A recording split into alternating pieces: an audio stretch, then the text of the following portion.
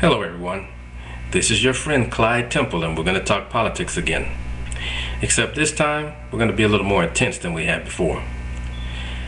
This race has been interesting to say the least.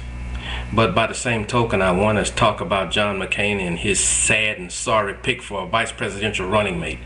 Sarah Palin stinks as a vice presidential candidate. The people need extraordinary representation in the vice presidency seat. Not ordinary six-pack or Joe six-pack, however you want to call it.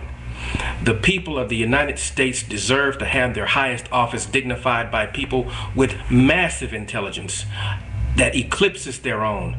We need leadership from someone who can think faster, better, and stronger than any one of us thought we ever could, so that when the massive challenges of the office do come a-calling, you can make the decisions that you need to make quickly and efficiently. And we don't have a bit of confidence in the selection of Sarah Palin as a running mate. She pales in comparison to Joe Biden. And by the way, Joe, you did an excellent job in the debate. Good job, Joe. Now, Barrack, I want to talk to you a bit about some things. I've seen you be honorable in the face of this nastiness in this campaign long enough, and so have the people. It's time for you to be a little bit mean and focused so that the people will understand that your leadership is going to be the leadership that brings us out of the mess that we're in.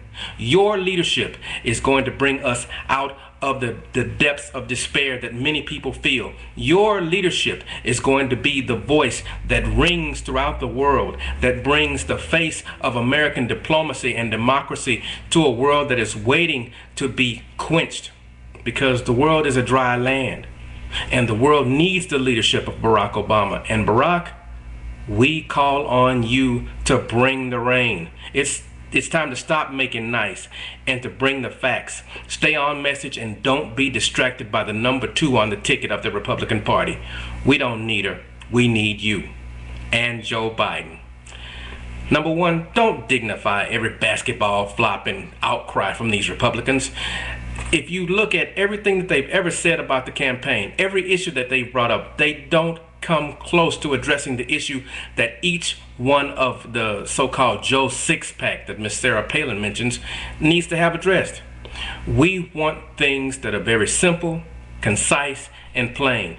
And so far, you, Barrack, and you, Joe, have been the only people to bring those arguments to the forefront.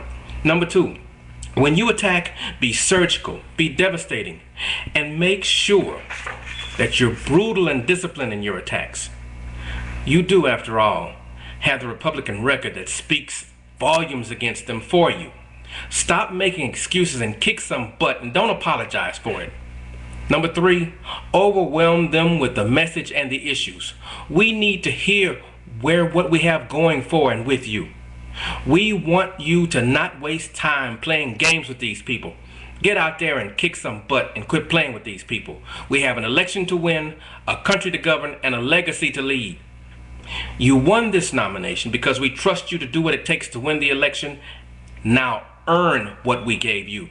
Bring the rain. Next, I want to talk a little bit about what we need in the form of this so-called financial rescue, this so-called Wall Street bailout. See, when you look at a Wall Street bailout and you look at the deal that we have so far in front of us, it's lacking in some key points. And I want to bring to the forefront some key elements that need to be added to this Wall Street bailout. Something that I think that the average citizens of these United States of America will heartily agree when they hear me talk about these things. There are 7 things and 7 specific elements that need to be added to this bailout or / rescue. First of all, this rescue needs to focus on the consumer and on the taxpayer. Number 1, we need a national moratorium on foreclosure. Stop the foreclosures. That's why we're hemorrhaging cash and we're hemorrhaging value in the real estate markets. Number 2, restructure these adjustable rate mortgages and these mortgages with balloon payments and all of these mortgages that have been issued by these predatory lending tactics, and penalize those who have engaged in predatory lending tactics. Number 3, educate families on how this happened, and assist them in financial planning and budgeting. People need to know how they got into the situation they got into so that they can understand and see when the wolf comes, so that they can shoot him in the head when they see him coming anywhere near their houses. Because we don't need this to happen again, and we need to be brutal with this wolf and run him off so that he never comes back. Number 4, taxpayers need to be shareholders in this deal so that we ourselves can control the risk exposure. Number 5, fire all non-performing CEOs. Enough said.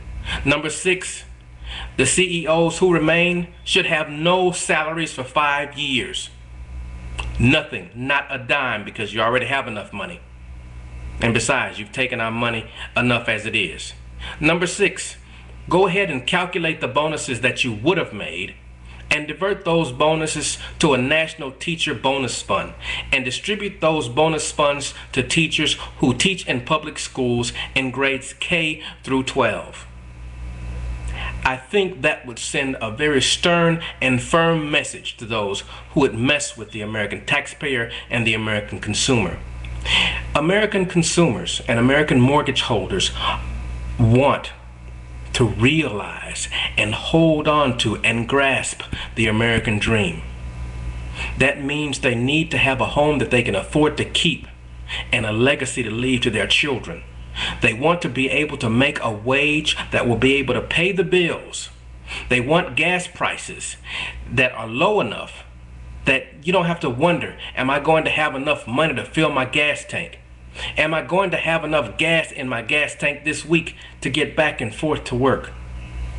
Young people who drive to work every day, they need access to the things that make them be able to get to work every day. And if you keep raising the price of gas, it's going to make it less and less likely that those young people will be able to make it to work. And they'll be able to make less money and will be in a worse situation. So the question is, what are you going to do about this? Are you going to listen to us, or are you going to keep doing what you've been doing? We need this change, and we need the changes that I've just mentioned. I hope you're listening. And those of you who hear this speech, I want to hear a little bit back from you. Let me know what you think about what I've just said. And say a little bit back yourself. Until the next time, God bless you, and America bless God.